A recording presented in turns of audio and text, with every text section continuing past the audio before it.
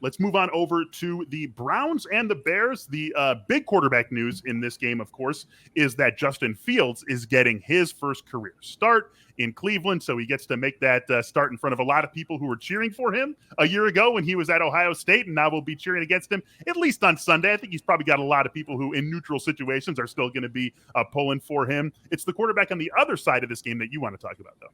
Yeah, it's Baker Mayfield, excuse me, over 243 and a half passing yards.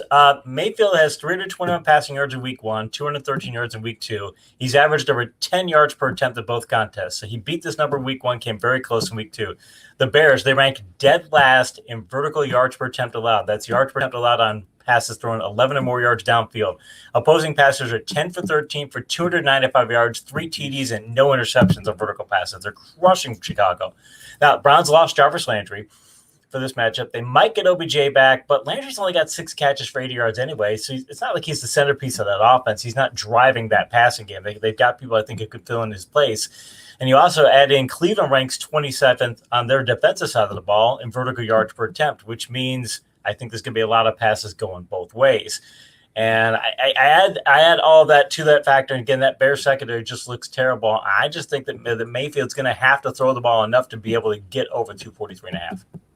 Yeah, it does sound like OBJ is going to be back out there for the Browns this week. So you like that certainly for Baker Mayfield. And the Bears secondary has been a problem. You got Jalen Johnson, who you can trust, and then really not a whole lot else. You know that they are probably looking at some of those contracts, Tariq Cohen and Jimmy Graham, and saying, man, really wish we had some of that money lying around for Kyle Fuller and he didn't have to be a cap casualty going off to Denver, because they could certainly use a corner like him opposite Jalen Johnson. I guess the one spot where I would push back would be because of Justin Fields starting. Maybe the Bears, we see something a little bit conservative out of them. We know Fields is going to have way more run options in the game plan than we would ever see with Andy Dalton. And then on Cleveland's side of the ball, they always want to run it. They always want to do that with Nick Chubb and with Kareem Hunt. And going up against a Bears front that could be without Eddie Goldman yet again, could be a vulnerable front against that Browns rushing attack. So I suppose minimal concern for you there that this is a game that's dominated by both teams' rushing attacks?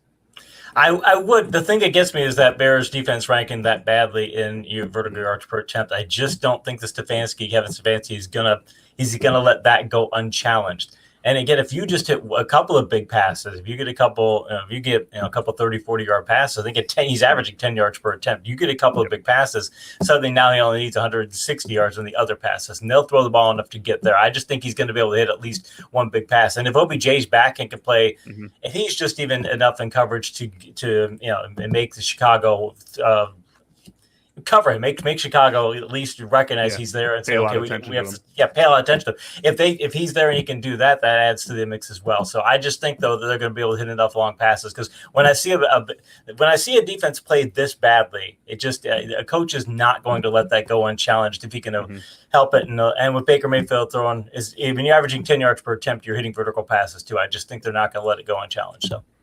Van Jefferson, a 74-yard touchdown against this Bears team in week 1. Jamar Chase, a 44-yard touchdown against this Bears team in week 2. You absolutely can attack this team deep with dynamic receivers. OBJ certainly fits that bill.